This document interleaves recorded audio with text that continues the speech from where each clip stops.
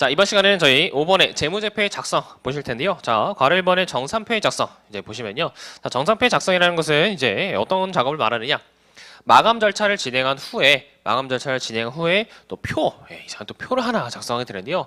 이 정산표라는 건 뭐냐면 저희가 여태까지 이제 회계 처리를 해와서 회계 처리를 다 집합해 놓은 시산표, 요 시산표라는 거 저희 작성했었고요. 그 다음에 거기에 결산 수정 문계를 얹어서 수정 후 시산표라는 걸 작성했고, 그 다음에 이제 마감 절차까지 마무리했는데, 이 정산표라는 건 뭐냐?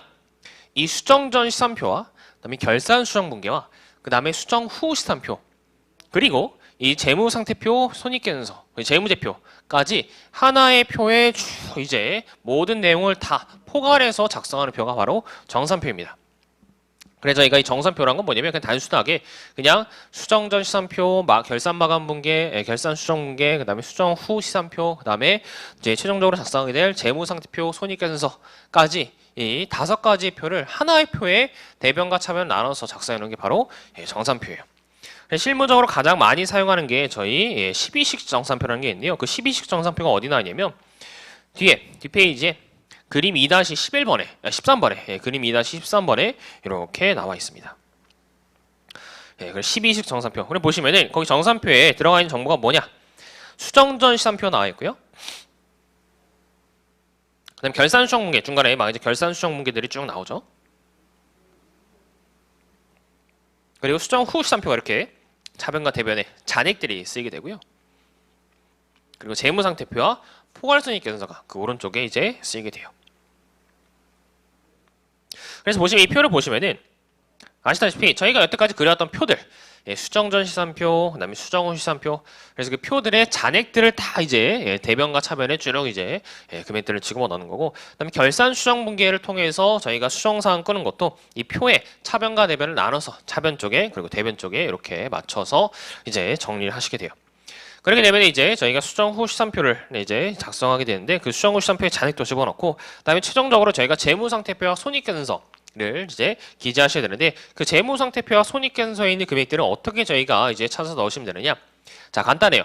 수정 후 시산표에 있는 금액들을 자산부채 자본의 금액은 재무상태표란에, 그다음에 포괄 손익계산서는 수정 후 시산표의 수익비용의 그 수정 후 시산표의 금액들을 포괄 손익계산서란에 옮겨 적으시면 돼요. 그래서 그 수정 후 시산표의 금액들과 그 다음에 재무상태표, 손익계산서의 금액들을 조금 살펴보시면은, 자, 정산표의 양식, 수정 전 시산표가 있고, 그 다음에 결산 수정 분기가 있고, 그 다음에 수정 후 시산표가 있고, 그 다음에 재무상태표, 저희 BS라고 부르겠었죠. 재무상태표 BS. 그 다음에 IS, 손익계산서 IS라고 부르겠었죠. 이렇게 손익계산서까지 있는데, 이 표를 쭉 나열해놓고 저희가 수정 전 시산표에 결산 수정 분기를 얹으면 이제 수정 후 시산표의 금액들이 쭉 나와요. 뭐 이건 저희 전 시간에 이미 공부하셨죠. 그래서 이제 마감 절차를 수행한 다음에 그 다음에 저희가 이제 재무상태표, 손익계산서 작성할 때 이 수정 후 시산표 중에서 재무상태표의 계정들, 즉 자산, 부채, 자본의 계정들은 이렇게 재무상태표, 대변과 차변, 차변과 대변에 써 넣으시면 되고, 그 다음에 손익계산서 계정에는 손익계산서란에는 수익과 비용, 수익과 비용란에 이렇게 적어주시면 되겠다라는 겁니다. 손익계산서 계정에는 저희가 수정 후 시산표에 수익과 비용 금액들을 적어주시면 되겠다. 그래서 저희가 그냥 수정 후 시산표에 적혀있는 잔액들을 저희가 각각 재무상태표와 손익계산서 계정에 이렇게 올바르게 차변과 대변에 옮겨 적는 게 바로 정산표를 작성하는 그냥 과정이에요. 그럼 정산표는 왜 저희가 또 굳이 이렇게 작성해보느냐? 여태까지 저희 수정 전 시산표 작성하고 결산 수정 분기 막 진짜 뼈 빠지게 하고 수정 후 시산표까지 작성한 다음에 그다음 마감까지 다 했는데 왜 굳이 또 이렇게 표를 한 번 더 작성해보느냐? 이것은 또 대차평균의 원리, 저희 계속 뭐 나오지만 대차평균의 원리를 검증해 보기 위해서, 그래서 이제 재무상태표와 손익계산서의 이 대차평균의 원리를 검증해 보고 그 다음에 이 전체 과정에 오류가 없는지를 한 번 더 검증해 보기 위해서 이러한 작업을 또 수행하게 돼요. 그래요? 왜 이렇게 계속 검증을 하느냐 의아하실 분이 있는데 실제 이제 회사의 회계 처리들을 보면은 굉장히 이제 오류가 많이 발생할 수 있어요. 아까도 말씀드렸지만 저희 일반적인 회사의 경우는 1년에 보통 거래가 한 10만 건 정도, 분기가 한 10만 건 정도 발생하게 되는데 그 10만 건의 거래 안에는 굉장히 다양한 오류가 등장할 수가 있어요. 따라서 그 오류들을 저희가 검증해보고 그 다음에 잘못된 것을 찾아내기 위해서는 이렇게 여러 번 표를 만들어서 그래서 회사 간 회계 처리가 잘못된 건지 아닌지 여부를 판단해보는 그냥 오류를 검증해보는 절차가 필요하기 때문에 이렇게 표를 여러 개를 만들어 보는 거예요. 그리고 심지어 예전에는 그냥 엑셀로 해서 이렇게 자동적으로 검증이 된 것이 아니라 다 손으로 일일이 다 손으로 써서 그래 주판을 두들겨 가면서 저희가 이제 계산을 했기 때문에 오히려 더 굉장히 오류가 많았었겠죠. 그죠? 그래서 그렇기 때문에 이런 표들을 여러 가지를 정리해서 그래서 한 번 더 검증해 보기 위한 그러한 표이다. 정산표는 뭐 작성하는 게 어렵지는 않지만 작성하는 것에 뭐 큰 스킬이 필요하지는 않지만 이렇게 검증의 과정을 위해서 다시 한번 그려보는 표다 생각하시면 돼요. 네, 정산표 말씀드렸다시피 이 수정 후 시산표까지 그리는 작업하고 그 다음에 수정 후 시산표에 있는 금액들이 최종 금액이기 때문에 이 금액들을 자산부채 자본과 수익 비용에 각각 옮겨 적으시면 된다. 그래서 자산은 차변, 부채와 자본은 대변이겠죠. 예, 이렇게. 그다음에 수익은 대변이겠죠. 그죠? 그리고 비용은 차변. 이렇게 옮겨 적어주시면 되겠다라는 거죠. 그죠? 내용들을 쭉 옮겨 적는 작업을 저희가 하시면 돼요. 자, 그래서 이렇게 해서 정산표 그리시면 되는데, 자, 근데 그 정산표에 특이한 내용이 하나 있죠. 파란색 글씨. 자, 보시면은 거기에 마감이라고 해서 손익계산서 계정에 당기순익 항목이 들어가 있고, 그 다음에 재무상태표 계정에 대변 항목이 들어가 있어요. 손익계산서 계정에 차변 쪽에 당기순익이 들어가 있고요. 그 다음에 재무상태표 계정에 대변 쪽에 이익잉여금. 그래서 마감이라고 이렇게 돼 있어요. 자, 이게 뭐냐? 자, 저희가 수익과 비용을 이렇게 대변과 차변 쪽에 쓰면은 일반적인 회사다라고 한다면은 이익이 나는 회사다라고 한다면은 일반적으로 수익이 더 크게 될 거예요. 그죠? 수익과 비용이 반드시 같을 수는 없어요. 우연의 일치로 같을 수는 있지만 같지 않아요, 일반적으로. 수익과 비용은 달라요. 그래서 일반적인 경우에 이익이 나는 회사의 경우에는 수익이 더 크기 때문에 이 손익계산서 계정들이 쓰이는 금액들을 보면은 대변의 합계가 차변의 합계보다 커요. 그죠? 수익이 더 커요. 그러면 대변 금액과 차변 금액이 같지 않다. 그래서 차이가 난다라는 건데, 근데 그 대변 금액과 차변 금액의 차이가 나는 금액, 즉 수익과 비용의 차이가 나는 금액을 저희가 뭐라고 불렀었죠? 당기순이익이라고 불렀었죠. 당기순이익. 그래서 그 차변 금액이 더 작은 금액, 대변 금액이 더 큰 금액을 저희가 당기순이익이라고 이제 보시면 돼요. 그러면 그 당기순이익 어떻게 하느냐? 그래서 당기순이익 그냥 대변 차변 차이가 나네? 이렇게 해서 그냥 두느냐? 그것이 아니라 당기순이익에 나가는 금액만큼은 저희가 차변 쪽에 써주게 된다. 차변 쪽에 써주시면 돼요. 당기순이익만큼의 금액을 차변 쪽에 써주시면 돼요. 왜 이렇게 하느냐? 이렇게 당기순이익 금액을 당기순이익 금액을 차변 쪽에 써주시면은 당기순이익 금액을 차변 쪽에 써주시면은 이제 대변 합계와 차변 합계가 일치하겠죠, 그죠? 왜? 수익에서 비용 뺀 게 이 당기순이익이기 때문에 수익에서 비용 뺀 게 당기순이익이기 때문에 이 당기순이익을 비용에 더해주시면 수익과 동일한 금액, 즉 대변의 금액과 동일하게 되겠죠, 그죠? 그래서 이렇게 대변 차변의 합계를 일치시키기 위해서, 그래서 대변 차변의 합계를 일치시키기 위해서 그 차변 쪽에 포괄손익계산서의 차변 쪽에다가 당기순이익을 써주는 거예요. 자, 그 다음에 이제 뭐도 또 일치하지 않느냐? 여기 보시면은 자산부채 자본도 일치하지 않아요. 자, 여기 보시면 자산부채, 재무상태표 규정에 자산부채 자본도 일치하지 않는데 왜 이것도 일치하지 않냐면 지금 이 자본 안에는 이익잉여금이 마감되지 않은 상태의 자본만 포함되어 있기 때문에 그래요. 자, 이익잉여금이란 뭐였죠? 이익잉여금이란 것은 회사의 이익을 이제 한 기간이 마감되었으니까 이익을 자본으로 되돌려 놓을 때 그 자본에 해당하는 계정이 바로 이익잉여금이었어요. 근데 그 이익잉여금이 아직 마감이 되지 않은 상태, 원래 이제 회계 처리를 마감이 됐지만 이 수정 후 시산표에서는 아직 마감을 하지 않았죠, 그죠? 수정 후 시산표에서는 아직 손익이 살아있어요. 손익이 살아있어요. 그래서 아직 마감하지 않은 상태이기 때문에 그 마감의 절차를 요 재무상태표에 반영해주기 위해서는 요 당기순이익에 해당하는 금액을 요 자본에다가 살짝 대변 쪽에 같이 써주셔야 되겠다라는 겁니다. 그래야지 마감의 절차를 저희가 이 재무상태표에 반영할 수 있는 거예요. 그래서 지금 이렇게 수정 후 시산표에는 이익잉여금이 마감되지 않았기 때문에 집합손익이 이익잉여금은 이렇게 금액이 당기손익 금액이 대체되지 않았기 때문에 그 대체되는 금액에 해당하는 만큼 당기손익을 자본에다 넣어주기 위해서 이익잉여금 계정에 이렇게 꽂아주시면 되겠다라는 겁니다. 그러면 이제 대변과 차변합계, 차변과 대변합계가 일치하게 되겠죠. 그죠? 재무상태표에서도 대변합계와 차변합계가 일치하게 될 거예요. 자, 이렇게 해서 저희가 정산표를 작성하시면 되고, 그렇게 작성된 이 정산표에 재무상태표 계정과 포괄손익계산서 계정들을 쭉 옮겨서 그 그림 2-14번에 나와 있는 재무상태표와 손익계산서를 이렇게 작성하시면 돼요. 그래서 이 재무상태표와 손익계산서는 저희가 여기 있는 자산부채 자본을 그대로, 그리고 수익비용을 그대로 옮겨서 적으시면 되겠다라는 겁니다. 그래서 저희가 첫 시간에 아마 첫날 수업에 저희가 그 MS 헤어의 이 거래 가지고 재무상태표와 손익계산서를 간단하게 한번 작성해 본 기억이 있을 거예요. 그죠? 그래서 저희가 뭐 그 예제를 통해서 그 MS 헤어였나요? 잘 기억이 안 나는데 그 예제를 통해서 재무상태표 작성해 보고 그다음에 경영성과 손익계산서 경영성과 금액을 또 계산해보는 그러한 과정을 이제 거쳐서 간단하게 재무상태표와 손익계산서 작성해봤는데, 근데 실무에서 실제적으로 이제 회계 처리를 통해서 이 재무상태표와 손익계산서를 작성하는 작업은 이렇게 수많은 과정을 거쳐서 검증을 거쳐서 그래서 이 재무상태표와 손익계산서를 작성하게 돼요. 근데 왜 이렇게 번거롭게 하느냐? 번거롭게 하는 이유는 거래가 많기 때문에, 그리고 오류도 많기 때문에. 그래서 검증을 해야지 정확한 재무상태표와 손익계산서를 작성할 수 있기 때문에 어쩔 수 없이 이렇게 하는 거예요. 사람이 완벽하고 기계가 완벽하고 모든 것들이 다 딱 맞아 떨어지면은 그냥 저희가 첫 시간에 배운 것처럼 그냥 쭉 숫자 뽑아내가지고 그냥 쭉 재무상태표 작성하시면 돼요. 근데 그게 안 돼요. 왜냐면 거래가 너무 많기 때문에 그게 안 돼요.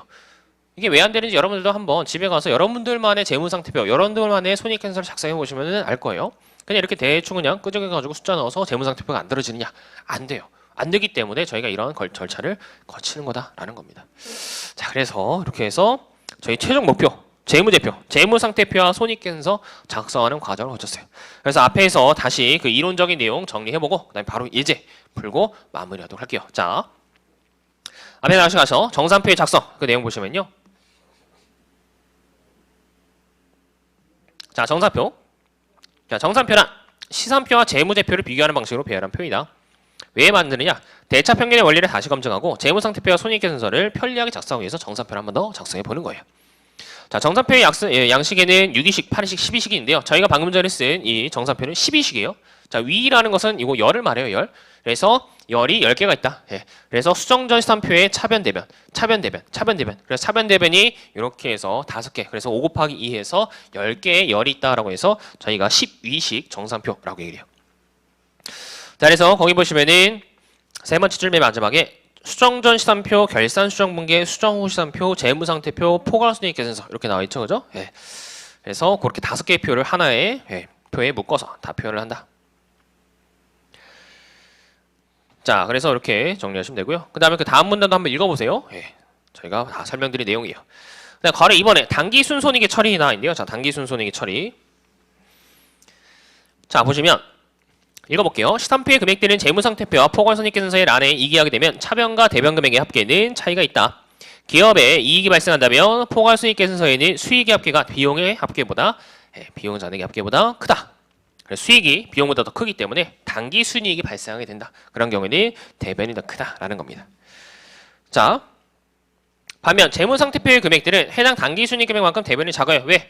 당기순이익만큼 마감을 하지 않았기 때문에 그 이익만큼의 금액이 비어 있어요. 그죠?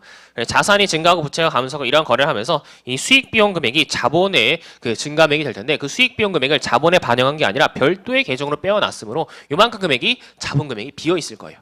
근데 그만큼이 뭐다? 당기순이익이다. 그래서 당기순이익 금액만큼 대변 금액이 작을 거예요. 따라서 당기순이익에 해당하는 만큼을 손익계산서의 차변과 그다음에 재무상태표의 대변의 이익잉여 항목을 기재하면 대차잔액이 각각 같아지게 된다. 그죠? 재무상태표의 대차잔액, 손익계산서의 대차잔액이 같아지게 된다라는 겁니다. 자, 근데 그 다음 문단도 조금 보실 필요가 있는데요. 뭐 이거는 중요한 건 아니지만 이것도 한번 생각해 보시면 돼요. 자, 어떤 경우냐? 단기 순손실이 발생했어요. 단기 순손실이 발생한 경우. 자, 단기 순손실이 발생한다면 수익의 잔액의 합계가 비용 잔액의 합계보다 작으므로 단기 순손실이 발생한 만큼 차변 잔액이 더 크다라고 나와 있습니다. 단기 순손실이 발생한다면 수익 잔액의 합계보다 비용 잔액이 더 커요. 그죠? 수익보다 비용이 더 크면은 단기 순손실이 발생하게 돼요. 단기 순손실은 어디에 써야지 대변 차변 합계를 일치시킬 거냐? 지금 단기 순손실이라는 얘기는 수익은 뭐 80원밖에 안 되는데 비용이 100원이기 때문에 요 단기 순손실은 대변 쪽에 써주셔야지. 25만큼 대변 쪽에 써주셔야지 이 수익과 손실의 합계가 비용의 합계가 일치하겠죠. 즉 차변 합계와 대변 합계가 일치할 거다라는 겁니다. 그죠? 예. 그래서 이렇게 해서 저희가 단기 순손실의 경우에는 저 순손실은 대변 쪽에 써준다라는 건데, 근데 엄밀히 따지면 이걸 대변 쪽에 써주기보다는 일반적으로 차변에 마이너스로 이렇게 마이너스 금액으로 써주시면 돼요. 마이너스 금액으로. 차변에 마이너스 금액으로 써주시면 되겠다. 그래서 차변 잔액이 작기 때문에 이걸 대변에 써주냐 이렇게 생각할 수도 있는데 차변 쪽에 마이너스로 이렇게 써주시면 되겠다. 그래서 그 내용이 뒤에 또 예제에 나오기 때문에 그 뒤에 예제에서 어떻게 차변 쪽에 마이너스에 써주는지를 한번 또 살펴보도록 할 거예요. 자, 그래서 결국 다시 정리해 보면은 단기 순이익만큼 손익계산서 계정에 대차 차이가 발생하고 그 녀석은 단기 순이익이면은 차변에 플러스, 단기 순손실이면은 차변에 마이너스로 써주시면 된다. 그 다음에 그만큼 저희가 자본 금액이 비어 있기 때문에 그 단기 순이익과 동일한 금액만큼을 대변에 써주시면 되는데, 만약에 단기 순손실이면은 그러면 대변에 마이너스로 써주시면 되겠죠, 그죠? 그래서 이렇게 정산표를 작성하는 논리를 가지고 예제 12번을 바로 풀어보도록 할게요. 자, 예제 12번.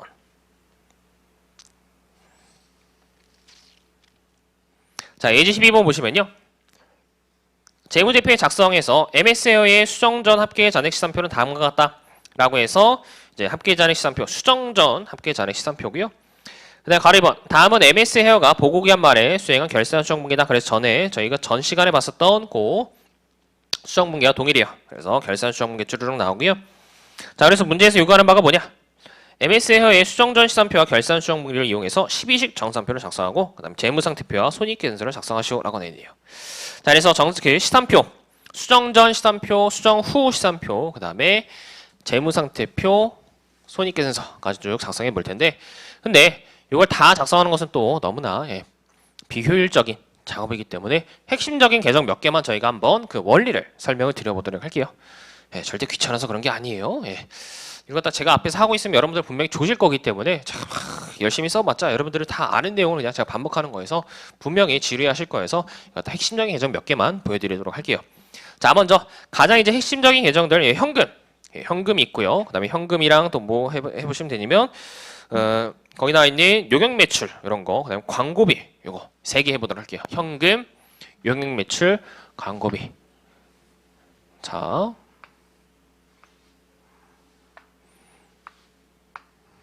이렇게 차변과 대변을 나눠서 좀 나눠서 정산표를 이렇게 그려보도록 할게요.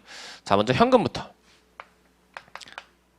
자, 현금 수정전 시산표에는 지금 금액이 얼마나 꽂혀 있었냐면 잔액 기준으로 계산하시면 돼요. 잔액 73,000원 꽂혀 있었어요. 73,000원. 그죠? 그 다음에 저희 용역 매출 보시면은 용역 매출 수정전 시산표에는 용역 매출이 대변 쪽에 2만 원의 잔액이 꽂혀 있었죠. 그죠? 그 다음에 광고비는 수정전 시산표의 잔액이 500원만큼 차변 쪽에 꽂혀 있었다. 이렇게. 자, 여기다가 이제 결산 수정분기를 반영해 주시면 되는데요. 자, 결산 수정분기 거기 밑에 4가지 항목들 보시면은 자, 용역 매출. 자, 어디에 결산 수정분기가 나타나느냐? 자, 용역 매출 차변 쪽에 900원 나타나네요. 차변 쪽에 900원. 그죠? 그래서 차변 쪽에 900원 금액 그대로 옮겨 적으시면 돼요. 그다음 광고비는 대변 쪽에 200원 나타났네요. 광고비 200원만큼 대변 쪽에 이렇게 나타났고요. 그다음에 또 다른 게 있는지 보니까 용역 매출. 용역 매출이 이렇게 대변 쪽에 6,000원만큼 또 발생했네요. 그죠? 그래서 이렇게 여기 그 결산 수정분기에서 용역 매출과 광고비만 뽑아가지고 이렇게 이기를 해본 거예요. 원래는 거기 있는 그 4가지 결산 수정분기의 모든 계정들을 다 옮겨 적으셔야 돼요. 그래서 거기 해답해 보시면은 결산 수정분기해서 각각의 뭐 선급 광고비, 미수수익, 선수 용역 매출, 미지급 비용 이러한 계정들을 모두 다 저희가 칸을 따로 만드셔서 그래서 저희가 별도로 저희 결산 수정분기를 안에 꽂아 넣으셔야 돼요. 그래서 얘네들이 이제 반영해서 수정 후 시산표를 만드시면 되는데요. 자, 수정 후 시산표. 그래서 결산 수정분기를 다 이제 차변과 대변에 맞춰서 이제 계정들을 옮겨 적으신 다음에 그다음에 수정 후 시산표 작성하시면 되는데, 자, 수정 후 시산표 어떻게 작성하시면 되느냐? 자, 자산 계정에 결산 수정분기에 차변 금액은 더하고 대변 금액은 빼서 수정 후 시산표에 작성하시면 되죠. 그 다음에 부채, 자본은 대변 잔액이 있을 것이기 때문에 결산 수정 항목에 차변 항목은 빼고 대변 항목은 더해서 반영하시면 될 거고요. 그 다음에 이렇게 수익 항목은 용익 매출 같은 수익 항목은 결산 수정 분기를 통해서 쓰여져 있는 금액 중에서 차변 금액은 빼고, 그죠? 수익에 차변 쓰인 금액은 마이너스예요. 빼고, 그다음에 대변 금액에 쓰인 금액은 플러스, 더하고 해서 마이너스 플러스해서 옮겨 적으시면 돼요. 그다음에 광고비는 200원만큼 차변 금액은 더하고 대변 금액은 빼주시면 된다. 자, 그래서 이렇게 해서 저희가 결산 수정 분기를 통해서 저희가 수정 후 시선표를 이제 작성해 보시면요. 얘는 빼고 더하고 하니까 25,100원. 그다음에 얘는 빼니까 300원 이렇게. 그래서 수정 후 시선표를 이렇게 작성하시면 돼요. 그래요? 예. 그리고 나서 이제 저희가 재무상태표와 손익계산서를 작성해 보시면 됩니다. 자, 그래서 수정 후 시선표를 이렇게 쭉 저희가 숫자를 다 적고 나서 이제 재무상태표에 자산부채 자본, 그다음에 손익계산서에 수익비용 적어 넣으시면 돼요. 자, 그래서 재무상태표 계정에 자산부채 자본금액 쭉 적어 넣으시면 되는데 현금 73,000원 그대로 옮겨 적으시면 되고 다른 뭐 자산부채들 그래서 뭐 설비자산, 소모품, 선급광고비, 미수수익 이런 것들 쭉 집어넣으시면 되고요. 그 다음 부채도 부채랑 자본도 역시 마찬가지로 이렇게 쭉 다 집어넣으시면 돼요. 옮겨 적으시면 돼요. 그냥 단순하게. 그 다음에 수익비용도 역시 마찬가지로 옮겨 적으시면 되죠. 그래서 수익비용 용익매출 25,100원 그 다음에 광고비 뭐 300원 그죠? 이 비용 항목들. 그래서 수익 항목은 대변에 그 다음에 그 비용 항목은 차변에다가 이렇게 손익계산서 칸에 주르륵 적으시면 돼요. 그래서 자산부채 자본 수익 비용이 쭉 이제 작성이 된다라는 겁니다. 네, 이렇게 작성하고 나면은 지금 이 대변과 차변이 일치하느냐 재무상태표란과 그 다음에 손익계산서 계정에 있는 이 대변합계와 차변합계 차변합계와 대변합계 이 금액들이 일치하느냐 일치하지 않아요. 왜냐하면 수익 비용 차이 때문에 손익계산서가 일치하지 않고요. 그 다음에 이 수익비용 단기순익 차이 때문에 또 자본 금액이 그 단기손익 항목 때문에 자본 금액이 비어 있어서 그래서 대변합계, 차변합계가 일치하지 않는다라는 겁니다. 그래서 이 대변합계와 차변합계를 일치시켜 주기 위해서는 저희가 인위적으로 어떠한 금액을 써주냐 단기순익, 단기순익에 해당하는 금액을 저희가 여기에다 집어넣으시면 되는 거죠. 자, 그럼 단기순익 항목을 이제 계산해 보셔야 되는데 어떻게 계산하시면 되냐면 거기 손익계산서에 있는 수익 금액의 합계와 비용 금액의 합계를 차감하시면 돼요. 그죠? 수익 금액의 합계 25,100원 금액. 그죠? 용익매출 수익금액 25,100원과 그 다음에 비용금액 얼마냐면은 광고비 급여 임차료에서 6,300원이죠. 그죠? 비용금액이 6,300원이요. 그 두 개의 차이에서 18,800원이 단기순익 계산했는데 그 18,800원이 수익금액 합계와 비용금액의 합계의 차이로 계산이 된다.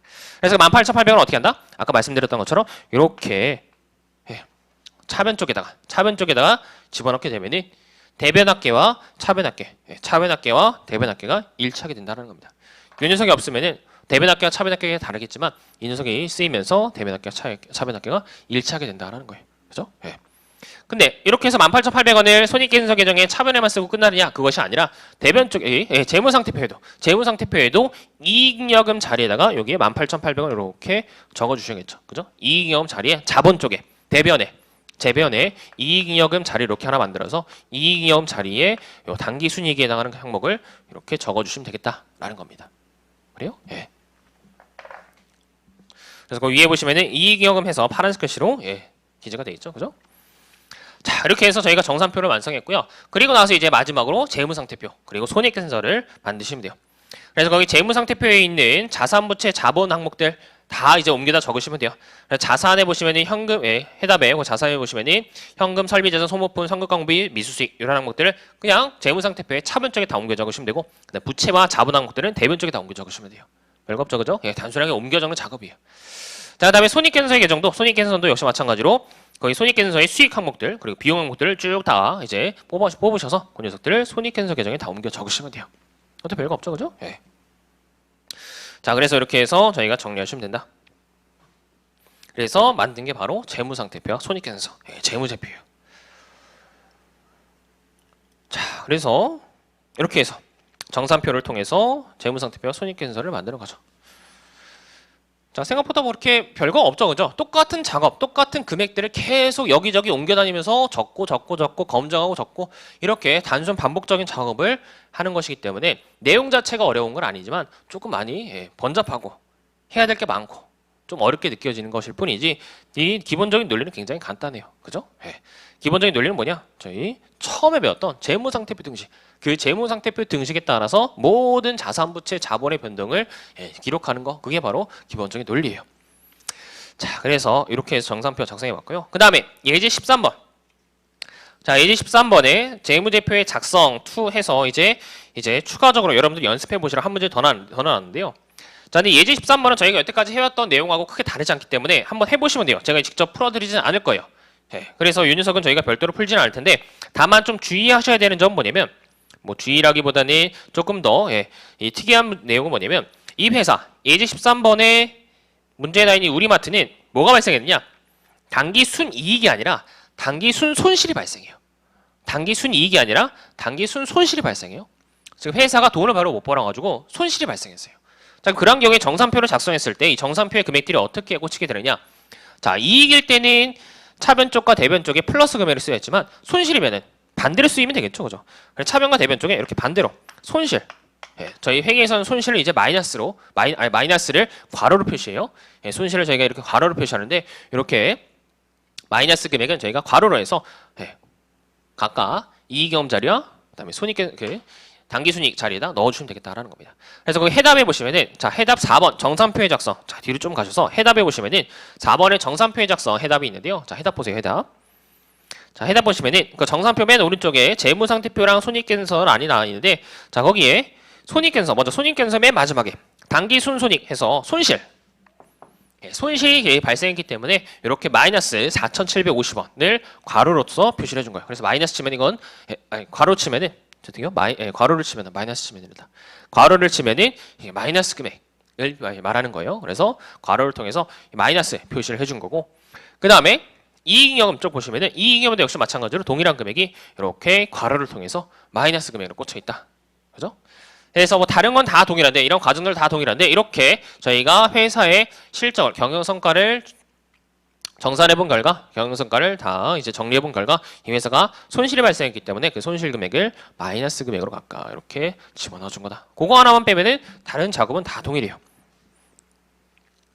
그래요? 그래서 한번 이 예제 13번은 총정리하는 개념으로 한번 문제를 풀어보시면 돼요. 한번 연습은 해보세요. 이게 뭐 이제 여러분들이 회계에 걸쳐서 회계에 있어서 문제 푸는데 반드시 공부하셔야 될 그러한 내용은 아니지만 앞으로 이제 회계 공부를 하신다라고 한다면은 이 회계가 어떻게 돌아가는지 그래서 회계처리를 어떻게 하고 재무제표가 어떻게 만들어지는지 그래서 그 금액들이 의미하는 바가 뭐고 그리고 손익과 자본의 관계가 어떻게 되는지 그러한 그 기본적인 이론을 익히기 위해서는 이러한 작업을 이러한 그 연습을 한 번 정도는 꼭 해보셔야 돼요. 그래서 좀 귀찮더라도 이걸 갖다가 한번 쭉 총정리를 통해서 이제 저희가 재무제표를 만드는 과정을 연습을 해보시는 게 중요하다. 핵심은 뭐다? 핵심은 이러한 수익과 비용, 손익계산서 계정들은 자본의 변동을 나타내는 임시적인 계정일 뿐이고 이 녀석은 자본으로 다시 이렇게 귀속이 된다. 이러한 이론들을 저희가 논리들을 확실하게 익혀주셔야 돼요.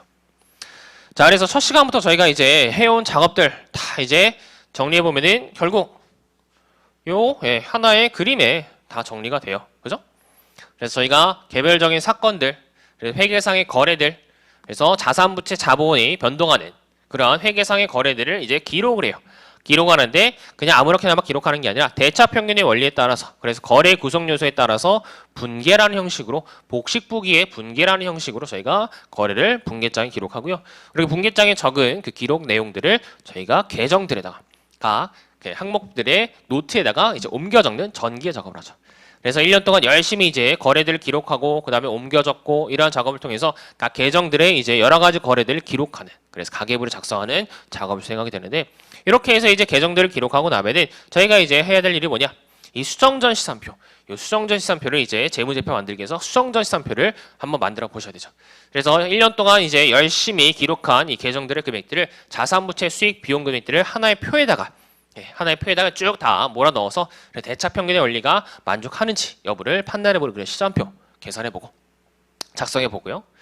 그 다음에 결산수정무계를 통해서 회사가 기중에 잘못 회계 처리한 것을 발생주의의 올바른 회계 처리로 고치는 그런 작업을 결산수정무계를 통해서 수행하고 그 다음에 그 결산수정무계를 반영한 수정 후 시산표라는 것도 한 번 더 작성해보는 거예요.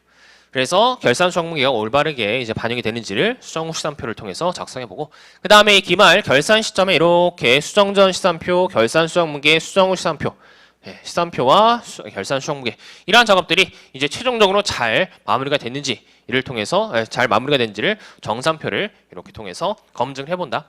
그리고 정산표를 작성하기 전에 저희가 손익계산서도 마감하고 재무상태표도 마감을 해서 그래서 그 계정들을 정리하고 이제 셧다운 이제 회계 처리가 다 끝났다라는 표시로 이제 마감이라는 절차를 수행하게 되죠. 그죠? 그래서 손익계산서의 잔액들은 다 0원으로 보내서 빵원으로 보내서 그래서 그 항목들이 손익계산서의 당기순이익이 얼마만큼 발생했는지 수익 항목과 비용 항목들을 다 모아서 집합손익에 보내본 다음에 그다음에 그 집합손익의 당기순이익을 이익잉여금 즉 원래 태어난 것인 자본으로 이익잉여금이라는 자본으로 되돌리는 작업하고 그다음에 재무상태표 규정들은 저희가 기말잔액이 얼마인지 남아있는 금액이 얼마인지를 한번 정리해본 다음에 이제 다음 연도에 또 회계 처리를 잘하기 위해서 그 금액들을 정리해보는 재무상태표 규정의 마감을 수행해보게 된다. 그리고 나서 이제 정산표를 작성하게 될 때 정산표에 재무상태표와 손익계산서의 계정들을 이렇게 옮겨 적는 작업을 통해서 단순하게 이제 옮겨 적는 작업을 통해서 저희가 자산부채 자본, 재무상태표와 수익비용, 손익계산서를 작성하시면 된다라는 겁니다. 그래서 저희가 이렇게 3시간 동안 3일 동안 이렇게 수많은 작업을 거쳐서 결국 재무상태표와 손익계산서를 작성해보게 되셨어요. 그래서 다시 말씀드리지만 이 재무제표를 만드는 과정은 좀 번거로워 보이지만 여러분들이 회계 이해를 위해서는 회계의 전체 계정들의 구조를 이해하기 위해서는 반드시 필요한 작업이기 때문에 꼭 한 번은 연습을 해보셔야 돼요. 부탁드릴게요. 자 이렇게 해서 저희가 2장 내용까지 마무리를 지었고요. 수고하셨습니다.